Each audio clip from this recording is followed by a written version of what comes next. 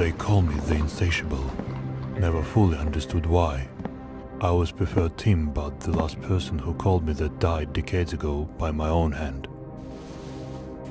Now the best I can count on is Timothy Ironwalk. Years. The time I have lived can no longer be measured in them. Only the number of enemies I have laid waste to. I remember dimly the years of my youth. I burned with impatience to grow up, become stronger, and avenge my parents' souls. I do not remember the faces of my parents. I do not even recall what they were like, kind or wicked, mindful or uncaring. I remember nothing but their screams. But I made sure to remember the faces of their killers when I basked in the afterglow of my vengeance. However, the satisfaction brought by it was mercilessly brief. I wandered the dark corners of old Henrystown until my hunger led me to them, or more precisely, them to me. The Mortal Legion. It was then that I clad myself in red. Red became my sustenance, my aspiration, my craving. My parent to replace the ones I've lost. I have never betrayed its calling. Legion and I became one. Whatever had woken up within me never stopped hungering. It made me different from them. More dangerous, more unpredictable, more brutal. Apparently, serving their purpose was enough to ignore the beasts I was turning into.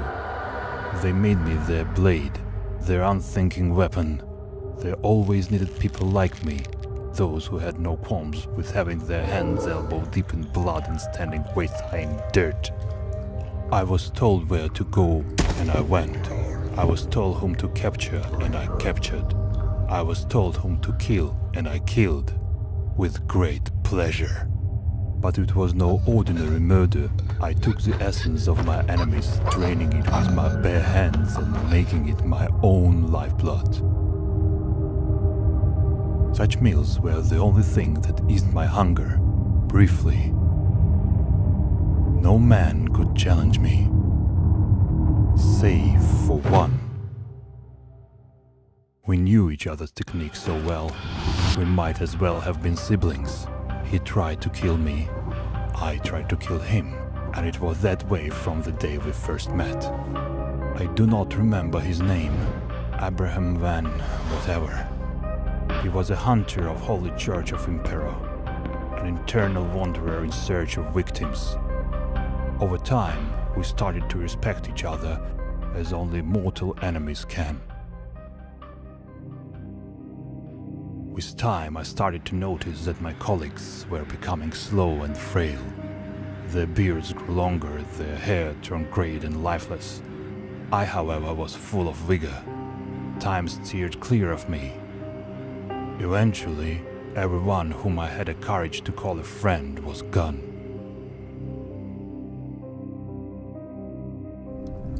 Alba was no longer what it used to be. Electric lights replaced street lamps, cars drove out the carriages and steam conquered the sail. This country used to be an empire, and now it has disemboweled itself on the altar of liberal values and cretinous bureaucracy. The Legion has also lost quite a bit of its charm.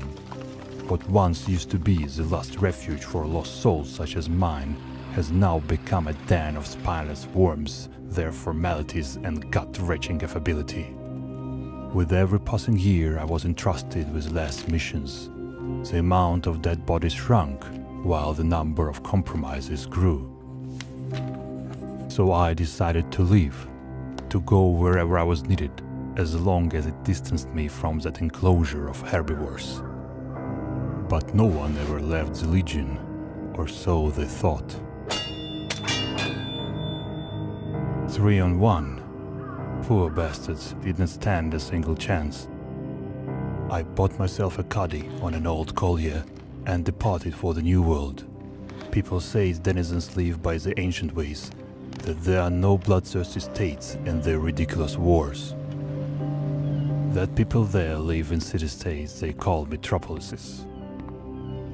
Well then, let's see what this new world is made of.